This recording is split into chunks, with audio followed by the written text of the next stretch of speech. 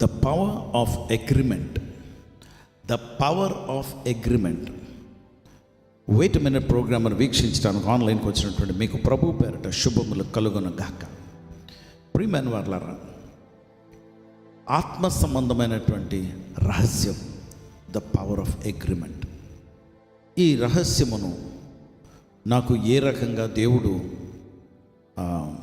తెరిచి చెప్పారంటే, ఇంచుమించు 1993 డిసెంబర్ నెల అనుకుంటాను, దేవుడు నాకు ఒక కల్లో చూపించారు.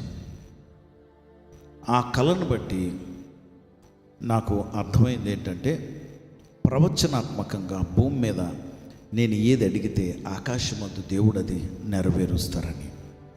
సరే, అయితే రాను రాను ఆ మాటకి ఇంకా అర్థాలు చాలా క్లియర్ కట్గా చెప్పారు. కానీ ఈరోజు ఉదయం దేవుని బిడ్డలారా, ఈరోజు ఇదిగో ఈ మాట కొంచెం లోతుగా దేవుని వాక్యం నుండి మనము చూద్దాం. మీరు చాలా విషయాలు ప్రార్థన చేస్తున్నారు కానీ పొందుకోలేకపోతున్నారు కదా. ఎందుకంటే మీరు అడిగితే మీరు పొందుకోలేకపోవటానికి గల కారణము, కుటుంబాలుగా మీరు కలిసి ప్రార్థన చేస్తారు కానీ ఐక్యత ఉండదు. సంఘంగా కూడి ప్రార్థన చేస్తారు కానీ ఐక్యత ఉండదు.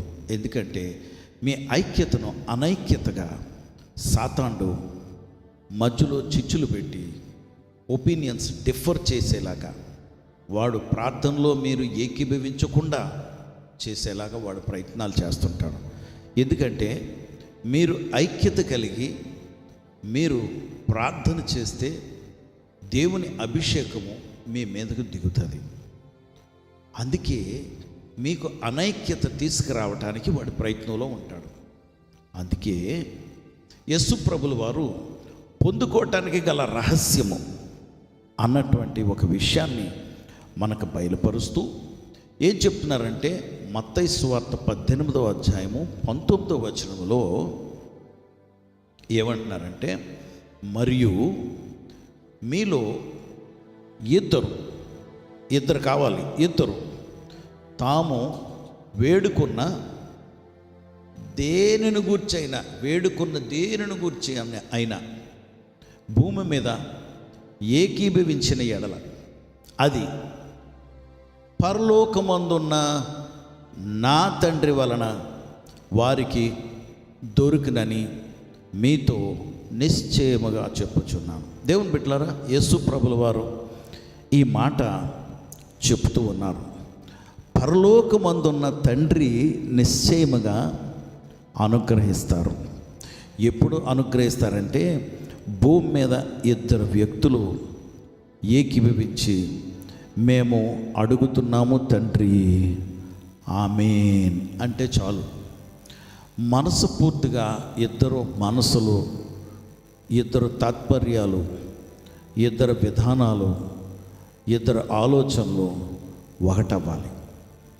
అందుకే చాలా మార్లు ప్రార్థనలో నాకు దేవుని ఆత్మ ప్రేరేపణ బట్టి నేనేం చేస్తానంటే, వారిని ప్రార్థన అడుగుతుంటారు నన్ను, మాకు ప్రార్థన చేయండి, మాకు జ్వరం ఉంది, మాకు పంటి నొప్పి ఉంది, మాకు ఏదో నొప్పి ఉంది, మాకేదో అవసరం అని ఏదైనా అడుగుతున్నప్పుడు నేను, ప్రభా నీవు పవర్ ఆఫ్ అగ్రిమెంట్ అనే మాట ఇచ్చావు కదా, ఆ మాటని నెరవేర్చవా నువ్వు. ఇప్పుడు మేము ఏకీభవిస్తున్నాం, వాళ్ళు ప్రార్థన చెయ్యండి స్వస్థతల కొరకు అని అడుగుతున్నారు. నేను ప్రార్థన చేయి ప్రభా, వారు అడుగుతున్నారు కదా, నువ్వు స్వస్థపరచు అని నేను అడుగుతున్నాను కదా. మేము ఇద్దరూ ఏకతాత్పర్యం కలిగి ఒకే నావలో మేము ప్రయాణం చేస్తున్నాను కనుక మేము ఏకీభవిస్తున్నది నువ్వు అనుగ్రహించు ప్రభా అని అడుగుతాను. The power of agreement. దేవుని బిడ్డలారా, ఆత్మ సంబంధమైనటువంటి నియమాలు మనము పాటించినప్పుడు దేవుడు తప్పకుండా ఒప్పుకొని వాటిని రిలీజ్ చేస్తారు. కానీ మనము యేసుక్రీస్తు వారిని రక్షకుడిగా అంగీకరించామా? మనము యేసుక్రీస్తు వారితో సంబంధం కలిగి ఉన్నామా? యేసుక్రీస్తు వారు మన ప్రార్థనని అంగీకరిస్తానంటున్నారు, కానీ ఏకీభవించాలి. అపవాది అందుకే ప్రార్థన చేస్తున్నటువంటి భార్యాభర్తల్ని ప్రార్థన చేయకుండా చేస్తాడు. ఏకీభవించే భార్యాభర్తల్ని ఏకీభవించకుండా చేస్తాడు. కుటుంబంలో పిల్లల్ని తల్లిదండ్రుల్ని వేరు చేస్తాడు. పిల్లల్ని వేరు చేస్తాడు. దేవుని బిడ్డలారా, అందుకే జ్ఞాపకం చేసుకుందాం, unity is very powerful in God's sight. దేవుని దృష్టిలో ఐక్యత అనేది చాలా ప్రాముఖ్యం. నేను ఎప్పుడు చెప్తాను, చర్చ్లో కానీ మా ప్రార్థనా గుంపుల్లో కానీ నేను చెప్తాను, ఐక్యతని మీరు మెయింటైన్ చేయండి అని. ఐక్యతను మెయింటైన్ చేయరు. నేను సేవకుడిగా ఏదైనా విషయం నేను చెప్పాను అనుకోండి, ఏదైనా గద్దించారనుకోండి, దాని గురించి ఇతరులతో మాట్లాడుకుంటూ ఇతరులు దాని గురించి జడ్జ్ చేస్తూ, ఎందుకన్నాడు పాస్టర్ గారు, అలాగంటాడా, అతని ఇష్టం. ఏమైంది అక్కడ? ఐక్యత పోయింది. ఎవరిచ్చారు అధికారం మనల్ని అంటానికి? ఇది ఐక్యత కాదు. ఐక్యత ఎలా మెయింటైన్ చేయాలంటే, అవును బాబు నిన్ను అన్నారా, పోన్లే పెద్ద ఆయన కదా, దేవుడు ఆయనకి అధికారం ఇచ్చారు, నువ్వు సరి చేసుకో కదరా, ప్రార్థన చేద్దాం, ఏం పర్వాలేదు. వెంటనే తిరుగుబాటు నేర్పిస్తారు. కత్తి పదును పెడుతున్నట్టు, ఎప్పుడోకప్పుడు తిరగబడదాం అన్నట్లు వాళ్ళని అవతల వాళ్ళని రెడీ చేస్తుంటారు. ఐక్యతని భంగం చేస్తున్నారు. కాబట్టి యేసుక్రీస్తు వారి మాట మీరు ఆలకిస్తున్నారా, లేదా దెయ్యంగాడ మాటలు వింటున్నారా? ఐక్యతగా ఉండటానికి మీరు ఇతరులతో ఏకీభవిస్తున్నారా, లేదా అనైక్యతను సృష్టిస్తున్నారా? అనైక్యతను సృష్టించేవాడు ఎప్పుడూ కూడా సాతాను. బైబిల్ నుండి చూడవచ్చు.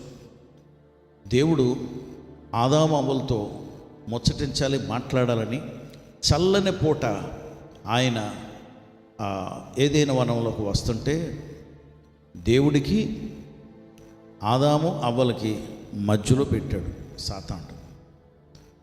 ఆదాముని అడిగితే, నువ్వు ఇచ్చావు కదయ్యా నాకు భార్య చేసిందని ఆదాము అన్నాడు. భార్యను అడిగితే, అదిగో సాతాను చేశాడు అంటున్నది. ఇంకా the buck stops with the devil, the buck stops with the boss అంటారు ఇంగ్లీష్లో జనరల్గా.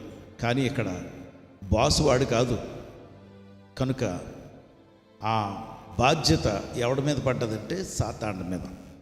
బ్లేమ్ హిమ్, వాడి మీద పెడదాం.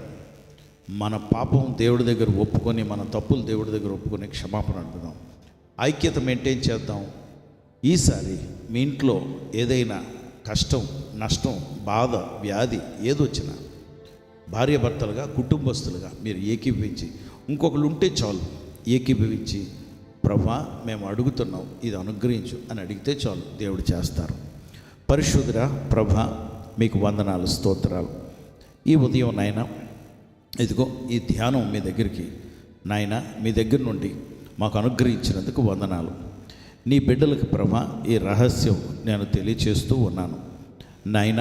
ఈ రోజు నుండి నీ బిడ్డలు ఈ రహస్యాన్ని వారు వాడుకుని వారి ఇళ్లల్లో, వారి జీవితాల్లో, కుటుంబాల్లో జరుగుతున్నటువంటి సంఘటనలు, జరుగుతున్నటువంటి బాధలు, కష్టాలు ఏకీభవించి నీ దగ్గరికి తీసుకొచ్చి అడగటానికి మీరు కృప చూపిస్తున్నందుకు మీకు వందనాలు చెల్లిస్తున్నాను. మీ నామానికి మహిమ తెచ్చుకోమని ప్రభా వాటిని అనుగ్రహించారని నమ్ముతూ మా ప్రభు, మా రక్షకుడు యేసుక్రీస్తు వారి నామంలో ప్రార్థించి వేడుకొంచున్నాం తండ్రి.